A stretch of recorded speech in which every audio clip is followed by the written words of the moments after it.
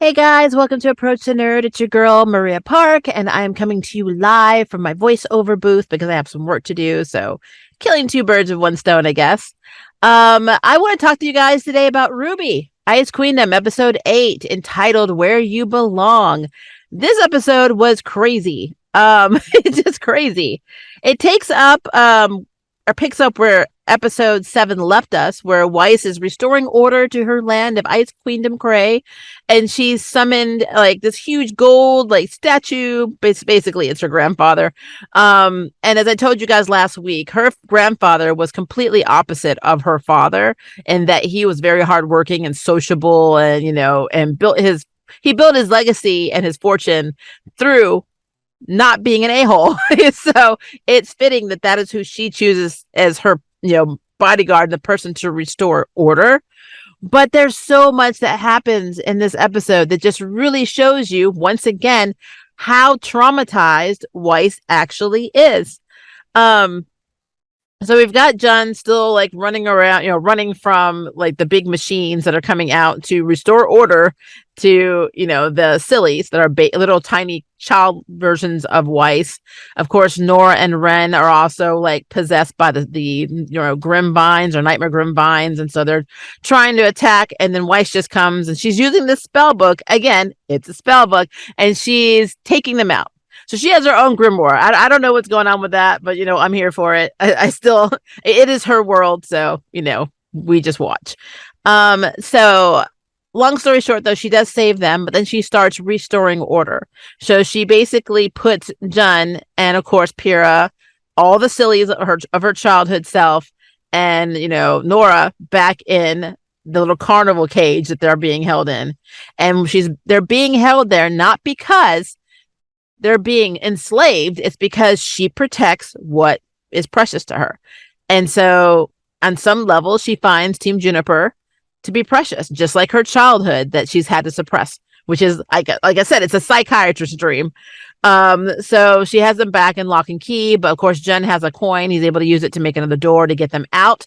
And they end up on the Snee Company train.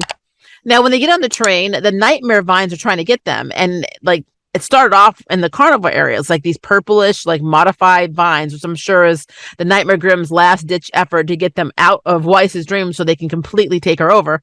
And they get to this train, the sillies, Pyrrha and Jun, and they're like, they're all in there, and there's like a huge sword that's like kind of stuck into the train, and so the Nightmare Grimm can't touch it. And so Jun thinks it's because he touched the relic and he has immunity, therefore it that's what I'm getting out of that. And basically that sword or whatever is immune to the Nightmare Grimm. So he tries to reach out and let Rwby, Yang, and Blake know, but of course their scrolls are not, they have bad reception because Team Rwby is trying to go and defeat this Nightmare Grimm while Weiss is distracted putting everything back in order. Now, something I thought was funny, besides Bat Whitley flying around, is that she made her father into like this huge like knight, basically like the one she summons in the OG series, and he's like taking out all of the all of these constructs that are basically Weiss. And it's such a symbolic moment, because that's literally what he did to her. He took a dump on her childhood, and he took a dump on her hopes and dreams, and he made her into this untrusting person that is basically kind of judgmental and racist against the Faunus, and it's stuff she has to overcome. But the root of that problem, the source of that problem, is her dad, and the fact that her dad is out there plowing stuff down, it makes perfect sense that he would be the catalyst for that. So yeah, again, psychiatrist dream. But long story short, some issues arose where basically, as the girls were fighting the Nightmare Grimm, because the dream was so out of control, Weiss's ability to wake up is becoming slimmer and slimmer, because she's basically being taken over more. And if they don't convince her very soon to wake up, then they're not going to be able to save her. And you see back where Shion's talking to John, and he's letting her know just how bad the dream is, and she's giving him this information or relaying it to him. You see like the Grimm's like kind of vines are like crawling up her face. It's pretty bad. Um, so they don't have a lot of time to save her. But Weiss, of course, our negative Weiss, shows up again while they're fighting the Nightmare Grim, and she starts using, her basically she makes different portals and she sends them to different locations. So she sent Yang and Blake to like a similar location, which is, I don't know why she's saying she sent Yang there, because they find this house, and this house basically is where the unwanted or people basically that she deems unnecessary go. And of course Blake's like, oh, me, like me, because I'm a faunus. And then we meet, another version of Dor Klein, and he's like, I think he was bashful, but I can't remember. But of course she's like, oh yeah, this is basically where I belong in her mind, because they're in her mind. I don't know why Yang is there unless she just, guilt by association. If you watch the OG series, you do realize that Bumblebee is a thing and pretty much canon in my book. So, kind of attaching them at the hip even this early on, I guess, is something Weiss sees. I don't know. But definitely she wanted to put Blake away. And I thought that was very interesting. And it really was upsetting because Blake was so close to getting to the point where they could make an impact on the Nightmare Grim. And negative Weiss came and, of course, blew all that away. And what's concerning is that the vines are basically, turning purple.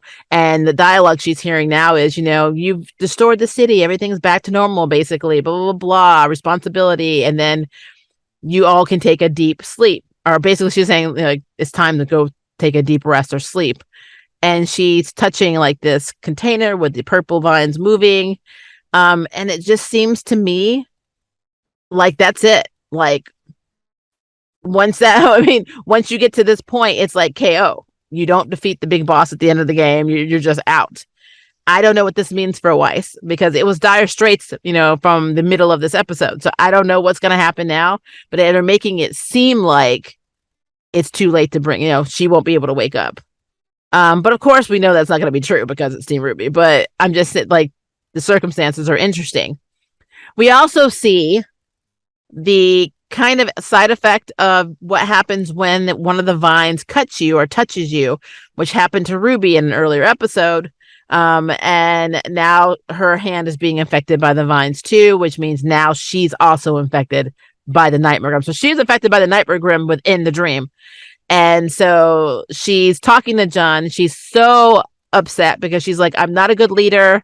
Your team realized, John, that you were infected right away, and I wasn't concerned or worried about Weiss at all, so I'm bad. And she's like really in her feelings. She's like, I'm sorry, Weiss. It is just like and it's like I said last week, she's definitely envious of how the bond and the closeness that Team Juniper have. And honestly, I've always felt that way about the OG series. That it was so easy for them to come together, which she's forgetting that her teammates consist of a Schnee, a Faunus, who was a White Fang member, and her sister. Of course, there's going to be butting of heads, but that also means that they have potential to be like extremely close, like one of the closest teams out there. But right now, surface level, she's completely jealous of Team Juniper. And Jen was trying to talk to her, and then she just goes to sleep. And when she wakes up, she's back in the room on the webbing that Shion made, the dream webbing, but she's by herself. And then her team comes in with Weiss, and Weiss is like, thank you so much. You saved me. You're the best friend. You're my best friend and best leader ever, which should have flagged her right there that something was wrong. But she was just like, oh, excited. And then, Team Juniper comes in, Shion comes in, Ospen, everybody starts coming in. And then she sees her dad and her dog. And then after she sees her dad and Shuai, she starts seeing different things like sillies and things coming from the dream. And that's what she realizes, that she's still in the dream, and she starts crying, and then the vine starts moving around her. So now we've got another problem. Rwby's also infected. So we went from having one teammate they have to save, now potentially the two they have to save. So Yang and Blake have their hands full, and I guess Jun in a way. And Jun's completely out of coins, so he's going to need to wake up soon, or he might be SOL. Plus, I still don't know what happens to him when he gets too close to the Nightmare Grim, since, he has immunity, but he also has an extreme allergy. And the closer he gets, the sicker he gets. So I'm very curious to see if that's going to play out. I still love seeing Pyrrha, and it's so hard when you know what her destiny is, and if they're keeping true to the entire lore of Rwby, We know what's going to happen. Although I will say I'm very interested in seeing the rest of the volumes done in this anime style with this cast. I would love to see how it played out because this series, it's so good at exposition, especially in terms of character development. Like we get so much out of this that we never got out of the OG series. So I'm so excited to see where they could take this, where it's not just a single mini series focused story with Weiss, more like an expanded universe story where we actually get to see how kick-ass these battles could be, how devious, the Ozpin and Salem and all of this stuff is, in this anime style. I just would love to see it take off and see where it goes. And especially if they take volumes and then they expand on it and they do their own thing. I think that would be really cool. That's just me though. I really enjoy this series. I really love the animation. I love the music. I love the art style. I love the voice actors or the voice Seiyu. I think they did a really good job at casting this. So yeah, I am super excited, but I hate that we were kind of left on a cliffhanger with Rwby getting infected. It's just like, okay, so is Weiss gone? Is Weiss drained or gone or dead? What's going to happen to Blake and Yang? How are they going to get back? She didn't send them all the way to the beginning, but they're in her mindscape. So like, what does this mean? They're in her mind, and it's more of all the probably all the negative prejudice, whatever thoughts that Weiss has, which is kind of sad because she probably has a lot of positive ones too, and we don't get to see those. So it's very subjective by this Nightmare Grim, but I know I'm just wondering how that plays out. But like, so many questions, like are we going to be able to save our girls in time? And will Weiss end up having be the one that saves Rwby? So that would be interesting too, because Weiss's stuff is all trauma from her family and resistance to change and accepting that, her dad and all of his beliefs and his family's beliefs are just BS. But Rwby's is more deep rooted in insecurity and guilt over not being able to, recognize her teammate was, infected and be an effective team member. Plus, of course, there's lots of trauma with her mother as well, but it could be playing into this, but we're not focusing on it in this one. So I'm really curious to see where all of this goes because it's getting really good. And we have 12 episodes, so we still have a long way to go. So something has to happen in the next episode. And I wish they would do like back to back on Sundays, like 2 episodes a week. I think that'd be really cool. They did the first 3 episodes when they gave us the tease. But I digress. It is what it is. I'm probably forgetting something. I mean, I watched the episode and I just, right before I started recording this. So it's kind of fresh in my mind, but of course I'm probably missing something. So if I am, forgive me, put it in the comment section below and we can talk about it. And if you would like to sign up for Jury Duty, hit the subscribe button. If you like the news next to Nerd Bell, hit the notification bell. Until next time, I can't wait for you to approach the nerd. Bye, guys. Thank you for watching my video. I really appreciate it, but hey, the party doesn't have to stop now. Click on one of these videos and keep it going.